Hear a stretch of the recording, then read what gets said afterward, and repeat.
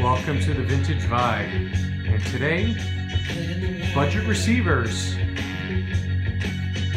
Now, who couldn't agree this is one handsome little receiver? And if you're thinking this looks awfully similar to Nico's 1010, you're right. In fact, my assumption is Sherwood made it for Nico, but it's possible it could have been the other way around.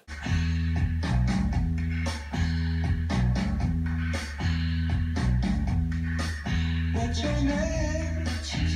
Who's your daddy? And we've got a Sherwood 7100A model set up today. Interesting little receiver, just under 30 watts. It's got a nice pronounced bottom end, not the utmost in blackness, so to say, for the FM tuner. A little bit of hiss there.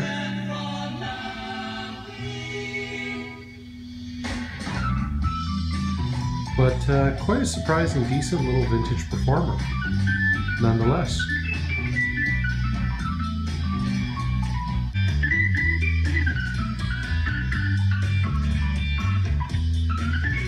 Very straightforward layout with your tuning, your loudness, treble and tone controls, speakers, some FM muting, tape monitor.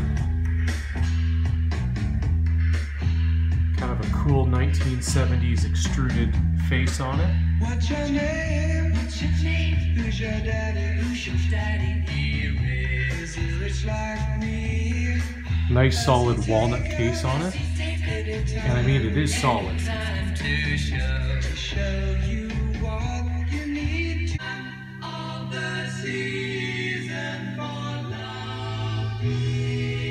The on-off switch is right on the volume control. A little bit of a weakness in design, but it's lasted this long. Signal meter. A couple basic bulbs inside to light up the face. It's a nice clean little receiver. It's a capacitor coupled amplifier, so you're going to kind of get that tubey-like sound from it. Now keep in mind it's not their top of the line. It's kind of a middle of the line model, 28 watts per side.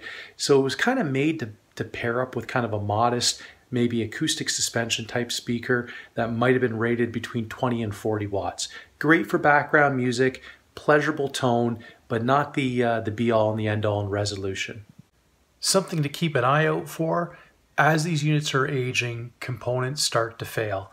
Mine didn't survive just a basic cleaning and adjustment. I had to send it out to an outside tech, and it did need some new transistors and capacitors. Got her back, working fine now, but something you have to really kind of set aside a couple dollars for if you're going to acquire one of these is some service. What can you expect to pay for one? Well, $50, $75 unserviced, $100, maybe to $150 if it's a nice example and it's been recently serviced, is probably reasonable. It compares nicely to receivers like Pioneer's 535. You could also put it up in competition against a Sansui, let's say 661, which would look very similar to this receiver here, just a little lower output. Horrible terminal connections at the back from your speakers, the spades. You got to kind of expect it with this vintage. Be careful you don't touch any of those wires or you're going to pop one of the outputs. Auxiliary, tape, and phono inputs. 75 ohm and 300 ohm connections for the tuner. As mentioned earlier in the video, it's going to benefit from a strong antenna. The tuner isn't the utmost in selectivity or in reception, so it really does need a little bit of a boost with a good antenna. Otherwise, you're going to get a lot of background noise in the tuner, at least I found. I'm not going to knock it if you can get it cheap. It might be a good little receiver for your office or your den, but you know what? I wouldn't put it on my top 10 or on my top 20. So do we give it a yay or do we give it a nay?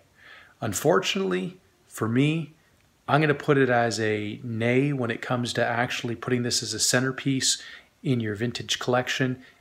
Nothing wrong with having it in the den, as I mentioned, or maybe as some background music in your living room, but I wouldn't build a system around it. There's just so many other options out there that can outperform the Sherwood. Until next time,